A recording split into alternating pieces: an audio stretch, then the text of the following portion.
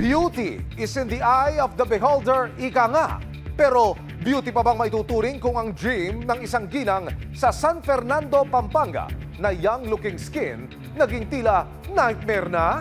Kasi naman ang simpleng botox procedure ng isang di umano'y cosmetic surgeon, pumalpak pa at tila nagka-infection. Oh no! Bakit ganon? Kahit senior na, validosa at maalaga pa rin sa katawan ng 65 taong gulang na tinawag naming si Gloria. Kaya noong Pebrero, naengganyo siya ng kaibigan na magpa-facial enhancement procedure sa isang aesthetic clinic. First time ko nakita, tapos sabi niya, magkano yung botox nyo? Sabi ko, 20. Inano ko na nga yung 20 dahil nagmamadali na ako para makita ko ang mag-work ng 1 week. Tapos sinadjust na pong, tita, sabi niya, ano na lang, collagen. Bukod sa botox, inalok din daw siya ng clinic ng thread lift na nakapromo daw noong araw na iyon. Nang makauwi si Gloria sa kanilang bahay ilang oras matapos ang procedure, ay kakaiba na raw siyang naramdaman. Pag uwi ko, punta na ako sa salamin, ginanyan ko yung mukha. Ay, ba't ang dami kong sinulid? Sabi ko, ang dami kong nakalusot. Sa kanyang pag-aalala, bumalik siya kinabukasan sa clinic para magreklamo. Ang dami kong sinulid. Yun ang unang inano ko sa kanya. Sabi niya, tita, yan po ang collagen. Wala siyang sinabing thread. Pero wala raw doon ang babae na gumawa sa kanya. Ba't ginanyan niyo ko? Gusto kong makausap yung boss niyo. Wala po siya, nasa Manila, may sakit yung kapatid. Bukas po, 11, tinanggal nung staff niya. Binigyan ako agad ng antibiotics, tita, para hindi ma-infection yan. Pero tila wa-effect daw ang antibiotics dahil namamaga pa rin ang mukha niya. Hanggang umabot na sa nakatakdang bakasyon ng kanilang pamilya, kapansin-pansin pa rin daw ang disaster na inabot ng mukha ni Gloria. Tinatanong ng mga apo ko, Lola, what happened to your face? Ang dapat sana isang relaxing trip na balot ng stress dahil sa pinagdaraan ng epekto ng kanyang procedure. Ngayon, nagkasakit na ako sa barko. Meron din po akong report na nag-bleeding ako. Nag-breakfast kami. Na-choke ako dahil hindi na ako makalulon. Hindi na makagalaw ito na magato. Nakapanayam din ng resibo ang asawa ni Gloria na itatago namin sa pangalang Jose. No, ang alam ko lang botox. Hindi ko alam na nag-collagen. Nanilagyan pa ng thread. Wala akong alam. Na-shock lang ako. Nakita ko yung mukha niya. Parang balito na lumalabas. Una green eh. Tapos nag-red. Tapos naging black. Sabi ko, ano nangyari sa'yo? Doon ako na-stress din. Narito po ang ilan sa mga resibo na dala ng complainant. Laban ho dito sa klinika na gumawa sa kanya ng procedure patungkol ho doon sa kanyang pinagawa sa kanyang mukha. Kung inyo makikita ko, meron hong mga impeksyon dito sa kanyang pisngi. Dito ko naman makikita na namamaga ho yung ilan sa bahagi ho ng kanyang mukha. Binabanggit po siya sa atin na naglitawan din ho yung mga thread o yung sinulid na sa halip na matunaw, nakuha pa ho buong buo mula ho sa kanyang pisngi. Ayon kay Gloria, nagpakilala raw ang babaeng gumawa sa kanya bilang isang medical representative at mismong may-ari ng aesthetic clinic. Siniguro din daw nito kay Gloria na siya ang authorized expert na pwedeng gumawa ng mga procedure sa mga pasyente.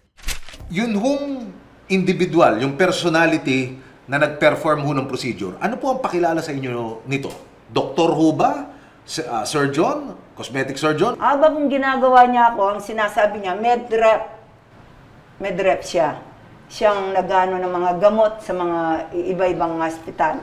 Hindi raw siya doktor. Hindi po, wala yung sinabing basta sabi niya medrep. Hindi rin daw siya surgeon o kung ano man. Hindi po.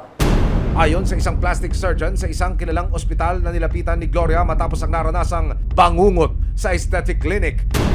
Labag sa Republic Act 2382 o the Medical Act of 1959 ang pagtuturok ng botox, pagsasagawa ng thread lift at iba pa kung hindi ka licensed medical professional. Any licensed doctor, specifically kung meron siyang training in dermatology or plastic surgery in the Philippine Medical Act, you can do anything that is within the medical field that is provided by law. Pero siyempre pagdating sa mga ganito, maganda kung nagpupunta ka sa mga specialists. Usually dermatologists or plastic surgeons. Sa pananaliksik ng resibo, hindi dermatologist at hindi doktor ang gumawa kay Gloria. Sinigundahan ng Philippine Dermatological Society na hindi rin siya miyembro ng kanilang grupo. Kapag ganun, that already belongs to the practice of medicine. Dapat, doktor po ang gagawa nun. I mean, it's nice if you can go to a board-certified dermatologist or even a plastic surgeon who can do all those things. Noong May 4, 2024, nagsampa ng kasong estafa at physical injury sa biktima. Makalipas ang 10 araw, na-dismiss ang kaso. Sinabi po nila, kulang po yung supporting documents, kulang po yung mga binigay naming dokumento. Ang sabi po nila doon, kailangan po kasi meron tayong testimony ng mga ibang doktor na magsasabi na ito yung dapat gawin sa mga procedures na yon. At dahil dismiss ang kaso, inaaral na rin daw nila ang pagsasampa ng kasong paglabag sa Republic Act 2382 laban sa nagpakilalang esthetician na gumawa kay Gloria. Pwede po kami mag-file ulit. Refiling ang tawag kasi hindi naman pinoprohibit ng law natin na mag-file ulit kasi ang dismissal po na ito ay without prejudice. According to the Medical Act of 1959, which is Republic Act 2382, nilalabag po yung batas pag illegal practice of medicine po siya kung walang license yung physician. All what I need is justice to be served to my wife. Sa dinaanan naming hirap, sa nakikita ko sa miss ko araw-araw, umiiyak siya.